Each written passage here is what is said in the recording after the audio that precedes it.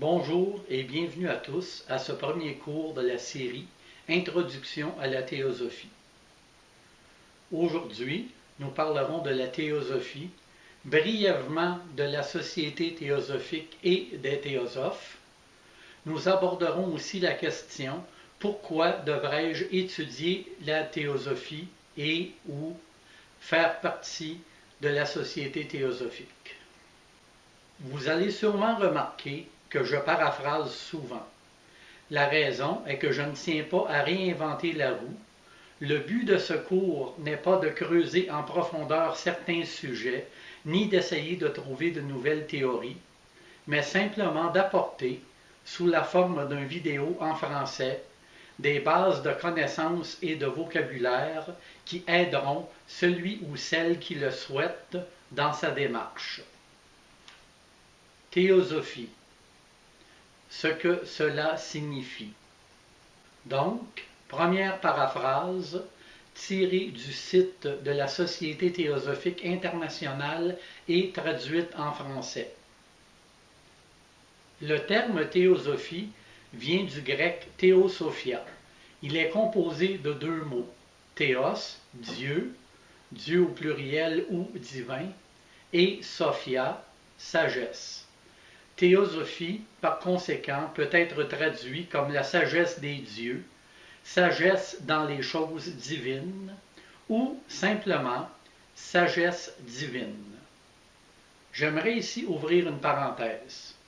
Il est important de constater que si nous considérons théosophie comme étant la sagesse divine, et que si nous considérons Dieu ou le divin à son sens le plus large, par exemple, comme étant cette énergie créatrice de l'univers, il est absolument impossible pour nous, en tant qu'êtres humains, de percevoir dans sa totalité ce qu'est cette sagesse divine.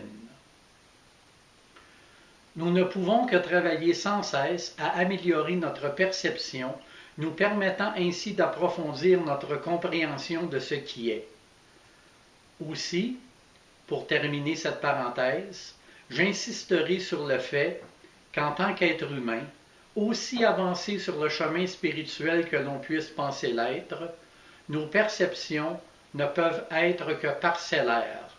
Et comme il est dit dans la littérature théosophique, nous ne percevons jamais la réalité, nous vivons sans cesse dans un monde d'illusions.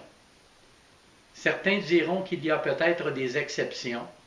Cela est peut-être vrai. Mais ils ne sont pas en train de regarder cette vidéo, ni de la produire non plus. Ceci étant clarifié, regardons maintenant ensemble quelques définitions à la portée de notre perception en tant qu'être humain qui nous sont suggérées de théosophie. Il est dit que le mot théosophie a été utilisé pour la première fois dans l'Écriture entre le 3e et le 6e siècle de notre ère par les philosophes néoplatoniciens. Ils ont utilisé ce terme pour désigner une connaissance expérientielle qui est venue par des moyens spirituels et non intellectuels. Au fil du temps, plusieurs mystiques et mouvements spirituels en Occident, principalement chrétiens, ont adopté le mot théosophie dans leurs enseignements. Parmi eux, nous pouvons trouver Maître Eckhart au XIVe siècle, Jacob Boehme au XVIIe, Emanuel Swedenborg au XVIIIe et d'autres. Dans le dernier quart du XIXe siècle, Madame Blavatsky, le colonel Olcott et un groupe de personnes aux vues similaires ont fondé la Société théosophique, remettant ainsi le terme en lumière. Ils ont prétendu que le travail de la Société théosophique était une continuation des théosophes précédents, en particulier celui des philosophes grecs et alexandrins. Dans le mouvement théosophique moderne, le mot théosophie a été utilisé avec plusieurs significations différentes. Il est fréquemment utilisé pour décrire le corps des enseignements donnés par Mme Blavatsky et d'autres auteurs théosophiques qui l'ont suivi. Ce corpus de connaissances est souvent appelé théosophie moderne. L'écrit majeur de cet enseignement est sans nul doute la doctrine secrète, ouvrage volumineux en 2 parties. La première partie, ayant pour source le livre de Dian, explique les origines de l'univers. La deuxième décrit les origines de l'humanité au travers de 7 races racines ou 7 humanités. Le mot race racine n'est pas employé ici dans le sens conventionnel du terme. C'est pour cela que l'on parle aussi de 7 humanités. Contrairement à ce qui nous est expliqué dans la science classique, l'humanité aurait ses débuts il y a 18 millions d'années. La doctrine secrète nous apporte 3 propositions. Je vous en donne ici une version extrêmement simplifiée pour remplir le but spécifique de ce cours d'introduction. Si vous le désirez, il est facile de les trouver dans leur intégralité. Il faut toutefois une bonne préparation pour pouvoir les intégrer. Donc, voici la version simple. Premièrement, il existe une seule réalité absolue dont on ne peut parler puisqu'elle dépasse toute faculté de perception humaine. Cette seule réalité absolue précède tout ce qui est manifesté et conditionné. Deuxièmement, l'universalité absolue de la loi de périodicité ou loi des cycles, comme le jour et la nuit, la vie et la mort, le sommeil et l'éveil, etc. Troisièmement, l'identité fondamentale de toutes les âmes avec la surâme universelle et le pèlerinage obligatoire pour toute âme à travers le cycle d'incarnation ou de nécessité, d'accord avec la loi cyclique et karmique durant le terme entier. En réfléchissant sur ces 3 propositions et en étudiant, même de façon superficielle, les enseignements théosophiques, nous pouvons en venir aux conclusions suivantes. L'univers et l'humanité ne sont pas le fruit d'un hasard. Il y a un plan, une volonté, une direction à suivre pour l'humanité. Il y a, et cela est très important de le retenir, ce que certains appellent les lois de la nature, d'autres les appellent lois de l'univers. Quoique souvent déformées ou même faussées par les religions, les superstitions, les fausses croyances et même la science, ces lois existent et, lorsque nous les brisons, il y a, d'une façon tout à fait naturelle, une relation de cause à effet. Autrement dit, il y a des conséquences et elles sont souvent déplaisantes. Si vous le voulez bien, nous reparlerons un peu plus tard de cet aspect des lois de l'univers. Il sera utile de se le rappeler lorsque nous aborderons la question « Pourquoi étudier la théosophie et ou être membre de la Société théosophique ?» Pour le moment, revenons à donner quelques définitions du mot théosophie. Donc, en plus de la version reliée à la Société théosophique, le mot théosophie est aussi utilisé pour se référer à la sagesse antique universelle sous-jacente à toutes les religions. Toutes ces religions possédant en partie cette sagesse lorsqu'elles sont dépouillées de leurs superstitions et suppressions. Ceci est parfois appelé théosophie ancienne ou intemporelle. Toutefois, comme nous l'avons vu, la théosophie se réfère à une sagesse divine, c'est-à-dire un état de conscience, dans lequel le sage ou le mystique va au-delà de son esprit et obtient une perception directe de la vérité. En fait, c'est là le sens premier de la théosophie.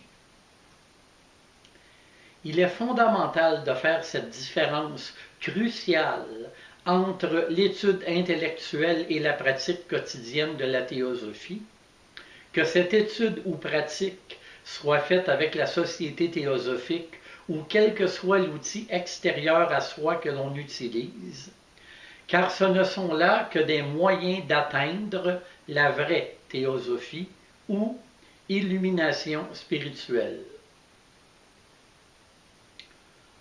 Au fur et à mesure que nous en prenons conscience, nous ouvrons la porte à un éclair de perspicacité qui vient de la partie de nous qui est divine. Le processus de devenir de plus en plus réceptif à ces idées théosophiques, c'est là le chemin spirituel. Pour apporter un autre point de vue, je paraphrase Danielle Audouin, théosophe contemporaine, décédée en 2017. La théosophie étant la sagesse divine, nous ne pouvons prétendre que nous la connaissons, ni même que nous pourrions la connaître. Nous pouvons seulement la chercher, et c'est une recherche qui n'a peut-être pas de fin. L'enseignement théosophique, c'est ce qui nous aide dans notre recherche en nous orientant vers la sagesse divine. L'enseignement théosophique n'est pas la théosophie, parce qu'aucun enseignement ne peut contenir la sagesse divine. En effet, l'enseignement théosophique ne peut être qu'une perception de nous-mêmes ou quelqu'un d'autre, ce qui la rend donc obligatoirement parcellaire, quel que soit le niveau de sagesse de celui ou celle qui a ou qui transmet cette perception. Adélaïde Gardner nous dit « La théosophie est l'ensemble des vérités qui forment la base ou l'essence de toutes les religions et qui ne peut être revendiquée par aucune d'elles comme son bien exclusif. Elle offre une philosophie qui rend la vie intelligible et qui démontre que justice, sagesse et amour guident l'évolution. » J'espère que ces quelques renseignements vous ont apporté pour le moins une idée de ce qu'est la théosophie et que cela vous donnera peut-être le goût d'approfondir par vous-même le domaine. Maintenant, abordons ensemble la question « Pourquoi devrais-je étudier la théosophie et ou faire partie de la société théosophique ?» Je commencerai par vous donner quelques raisons qui me semblent être un bienfait pour nous, en tant que notre personnalité. Certains pourraient dire que ces raisons ont une tendance égocentrique, toutefois, je crois qu'il faut commencer quelque part. Pour différentes raisons, problèmes économiques, éducation reçue et autres, plusieurs en sont encore à concentrer la plus grande part de leur énergie à améliorer leur propre vie. Pour ceux qui sont à cette étape, c'est très bien comme cela. On lit dans certains livres de sagesse, vaut mieux son propre dharma, quel qu'il soit, que d'essayer de vivre le dharma de quelqu'un d'autre parce qu'il nous semble plus noble. Cependant, un jour, on désire aussi que le bien-être que nous avons soit partagé avec nos enfants, nos frères, nos sœurs, nos amis, notre village ou notre ville. Cette progression continuant, nous réalisons que nos frères et nos sœurs sont l'humanité entière. Mais, pour le moment, revenons à nous-mêmes et voyons ensemble quelques suggestions de réponse. Tirées de Une esquisse de la théosophie par Leadbeater. Donc, puisque le plan divin existe bien réellement, le rôle de l'homme est d'essayer de comprendre ce plan. Une telle proposition n'a pas besoin d'être prouvée. Ne s'agirait-il que d'une question d'intérêt personnel? Quiconque vit sous l'influence de certaines conditions ne saurait mieux faire que de se familiariser avec elles. Regardons une autre explication de Leadbeater. La théosophie nous fournit une explication rationnelle de cette existence qui, auparavant, pour un si grand nombre d'entre nous, était un problème insoluble, une énigme sans réponse. Elle nous fait connaître pourquoi nous sommes sur cette terre, ce que nous devons y faire et quelle méthode de travail employer pour le faire. Si après avoir fait quelques études préliminaires de la théosophie, vous en venez effectivement à la conclusion qu'il s'y trouve des réponses pertinentes aux questions existentielles de la vie, il est facile d'en venir à la conclusion que si vous vous posez certaines de ces questions, peut-être que la théosophie pourrait vous aider à y répondre. Aussi, un autre aspect important, je crois que lorsque nous ne comprenons pas ce que nous appelons les lois de la nature ou les lois de l'univers, nous allons dans la vie, souvent de façon inconsciente, à l'encontre de ces lois. Et cela ne peut qu'amener souffrance pour soi-même et pour ceux qui nous entourent.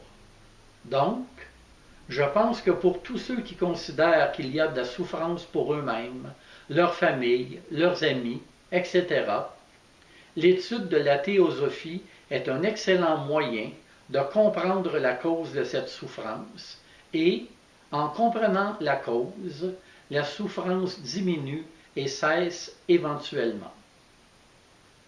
Maintenant, laissez-moi vous donner une raison très idéaliste que j'ai tirée d'un petit pamphlet, La Société théosophique, son objet et son utilité. Quelle raison avez-vous d'entrer dans la Société théosophique? Aucune, assurément, si ce n'est pas pour vous la plus grande des faveurs. Si vous ne désirez pas une place parmi les pionniers de la pensée nouvelle. Nous ne demandons à personne d'entrer. Nous disons simplement « Venez, s'il vous plaît, de venir. Venez partager avec nous l'honneur glorieux dont nous jouissons. » Le sentiment qui porte à entrer dans la société, c'est le mouvement qui pousse le soldat à s'élancer hors du rang pour être parmi les éclaireurs devant l'armée en marche. Certains sont ainsi faits, qu'ils aiment marcher en avant à faire face aux obstacles pour que les autres aient une tâche plus facile et puissent avancer sur une route déjà tracée par de plus fortes mains. Venez pour donner, pour travailler durement, pour vous enrôler parmi les serviteurs de l'humanité, parmi ceux dont le labeur prépare l'aube d'une plus noble science, l'avènement de fraternité spirituelle entre les hommes. Eh bien voilà, j'espère que ceci apportera des éléments de réponse, autant pour les idéalistes que pour ceux qui voient la question d'une façon plus pratique.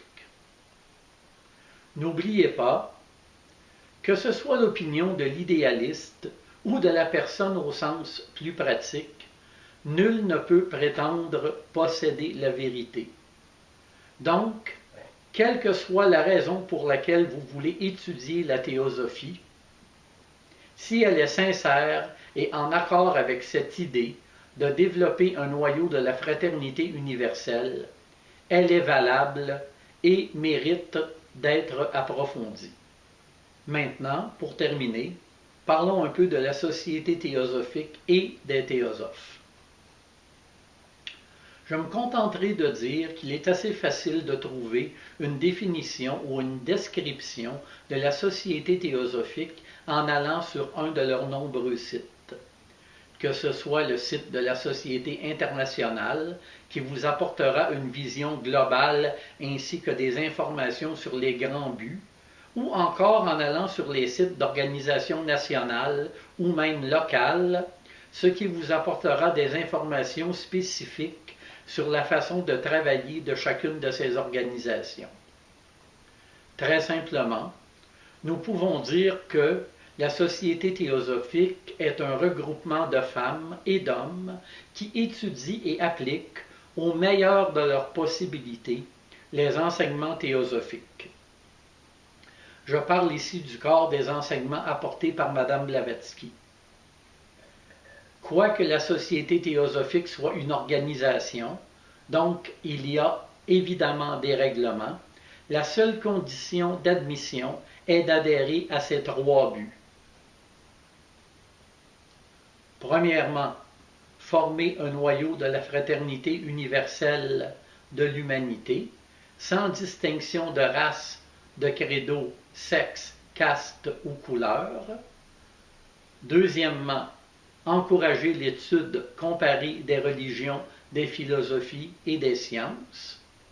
Troisièmement, étudier les lois inexpliquées de la nature et les pouvoirs latents dans l'homme. En ce qui concerne les théosophes, une façon de les définir serait de dire tout simplement celui ou celle qui étudie la théosophie. Toutefois, il est important de tenir compte de ces 2 choses. Comme nous en avons parlé précédemment, il n'est pas nécessaire d'être membre de la Société théosophique pour étudier la théosophie. Aussi, notre compréhension de la théosophie est obligatoirement une perception parcellaire, donc il est souhaitable de ne pas porter de jugement sur différentes personnes qui peuvent avoir différentes visions de ce qu'est la théosophie. Surtout, ne jamais oublier le premier but, développer un noyau de la fraternité universelle. Voilà, c'est tout pour aujourd'hui. Merci beaucoup de votre écoute. Si vous avez des questions, vous pouvez me rejoindre à l'adresse courriel de ce site. À la semaine prochaine pour notre 2e vidéo, la constitution ésotérique de l'être humain.